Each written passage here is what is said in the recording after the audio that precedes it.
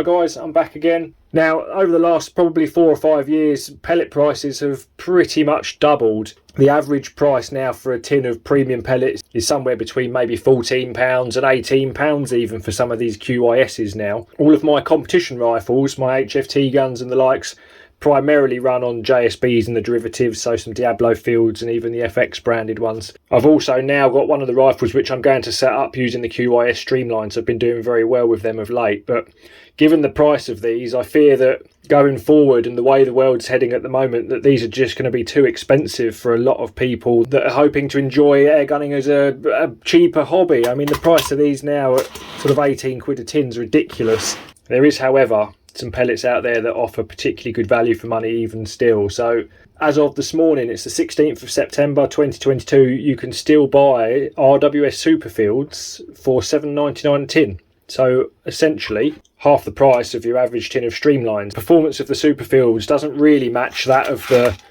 premium JSBs and the likes. However, the vast majority of air gunners are shooting at sort of shorter ranges, aren't necessarily competing at a high level and just enjoying themselves plinking and the likes. Historically, the RWS brand of pellets has always given me pretty good accuracy out to sort of 30 metres really as a maximum. Past that, the premium pellets do seem to hold that accuracy a bit better. But what I want to do is take these up to the farm. I'm going to compare them against an unknown batch of AirArms Diablo Fields. So these are a little tester tin we was given at the HFT Worlds a few years ago. I've not shot this particular batch. I haven't also shot these Superfields through the Catran as yet either. So it'll be interesting to see how they perform. Now it's really windy out there today. It's gusting sort of 15, 18 mile an hour. So not ideal pellet testing conditions by any stretch of the imagination. But I want to bring you real world results. I want you to see what the wind does at that sort of range, and also give you an idea of how the wind deflects your pellets at this sort of range. What I'm anticipating is that sort of 20 to 25 yards, the RWSs are going to give really good groups. In most cases, they start to open up a touch past that, but we'll shoot them at 30 metres to start with, as I reckon that in a lot of cases the Superfields will be a really good budget buy. So I'll get some cards drawn up and I'll see you at the farm. Okay, target cards are out. Slightly different targets to last time because I'm an idiot and left the other ones out in the rain. The outside diameter of these 3 circles, you've got 10mm, 20mm, 30mm, and then a crosshair on here to help me level it up. AA Fields on the left card, Superfields on the right card. The wind's going to be coming across at about 1:30, 2 o'clock-ish. So we're likely to see a fair bit of drift on the way through, and we'll also probably see that the pellets start getting pushed down slightly at a bit of an angle as that breeze catches them. Right, here's my firing point. I've also put a little bit of ribbon on a welding wire, so hopefully you can see that in the back of the shot when I'm shooting, to give you an idea of what the wind actually is doing as I'm shooting. Now,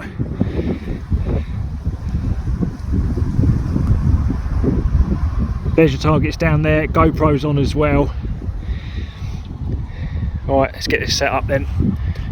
Right, first up, so we've got the AirArms Diablo Fields from an unknown batch. Hopefully with that ribbon there you can see that to see what the wind's actually doing, because it's swirling around quite a lot and it's quite breezy. These are grouping really good, the fields, the AirArms fields. The maximum drift I've got to the left at the moment is almost exactly 1 mil dot. When they perform like this, it's hard to say that they aren't worth the money, but if you're being honest with yourself, do you need to spend that money if you're only shooting at this range? We'll find out. These are grouping really well, no surprises. I'm going to run it out to 20 shots now. You can still see my 0 point and everything on the card, so we'll go for 20 shots. These must be a good batch of pellets. That's probably why they were in them sample tins, because these are going through the same hole when that wind dies off. Right, last one, so that's 20 shots this will be. I'll run you straight down there.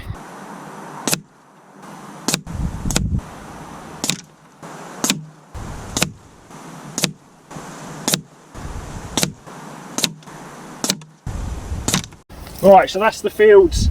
You've got 2 sort of distinct groupings here. This little pile here was when the wind was basically at its lowest, and this was the gusting position. And you can see that as the wind's picked up, it's pushed them away to the left and downwards. But from here to the outer edge here, That's a mil dot and a half, so they would have been very easy to have all kept in your 30 mil circle. So really good benchmark, decent accurate pellets. So far they're well worth the money. Superfields next. So the RWS Superfields, it's a bit of an assumption, but generally when they're nice and clean and shiny like this, they're usually of a harder makeup. The lead alloy is generally that little bit harder. So we'll see how they load and more importantly how they group. So with 30 metres, stiff breeze, keep an eye on the little wind flag, and we'll see what we can do.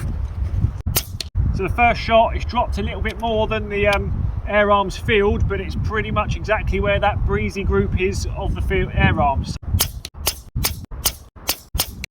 Oh, that one skewed way off to the left. Oh, gutted. Right, last one. Oh, that wind's really blowing now.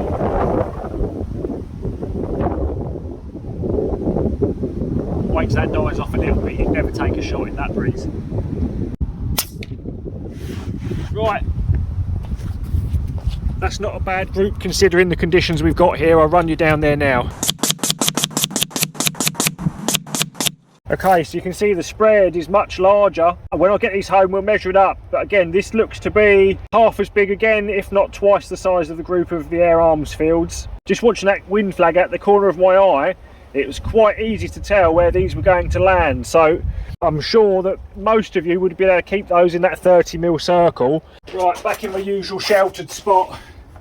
That wind is really gusting. Got a little bit of wind left in the old Catran. Thought we'd just do another little group, slightly more sheltered area with the RWSs. So we're at 25 yards now instead of 30 metres. We've still got quite a bit of breeze down the end, but we should be able to get some tighter groups in here, I should think.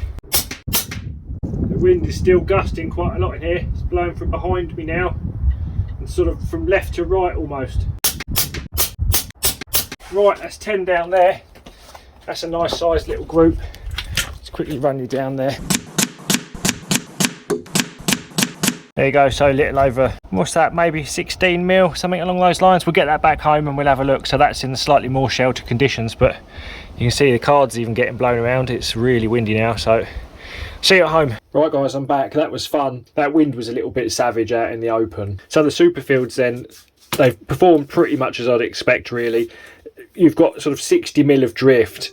Again, this is at 30 metres, so that's 32.8 yards, best part of 33 yards. So certainly not what you'd consider long range by any stretch of the imagination. I mean, the reality of that is that the majority of this group landed within this sort of 40 mil bulk here. Don't forget this was 20 shots on each card in the end. I was going to do 12 and then I was quite enjoying it being out in the sunshine for a bit, so I ended up doing 20 in total. If you pay attention to the little wind ribbon when I was shooting them, you'll see that there was some fairly severe gusts, and that obviously was these ones over here. The reality of that is that you wouldn't have taken them shots if you were in a competition or in any pest control situation. You'd have waited for the breeze to die down, but I wanted to give you a real world idea of what that group would look like and how the wind deflects them.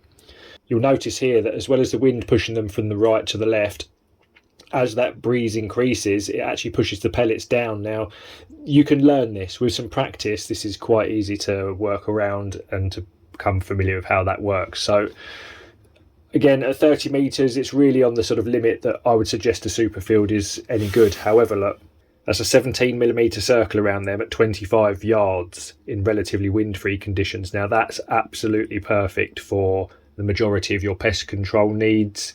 The advantage with these is that you don't seem to get them really weird random flyers that you do with some of the other budget brands.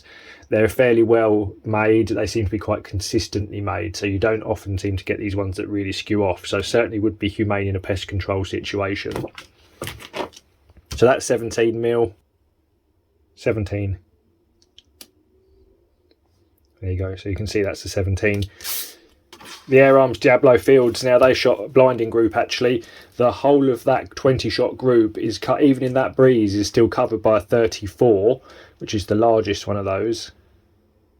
In fact, possibly you could have got a 33 over that one. So 34 mil group in total, that's absolutely blinding considering the conditions that we were shooting them in. Of course, that does come at a cost. The AirArms Diablo Fields are twice the price of a Superfield. Now, if you're If you're a hobbyist air gunner, if you're shooting pest control at sort of short to mid distances, I would certainly recommend getting yourself some Superfields to try.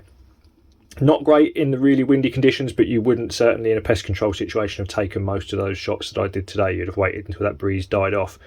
But when you sort of look at the 25-yard performance, that's fantastic. If you're shooting in your garden, if you're plinking on spinners and things, absolutely perfect. They loaded nicely, they're smooth to shoot, the sight picture's nice as well. So RWS Superfields, as one of the mid-range pellets, I would certainly suggest giving these a go.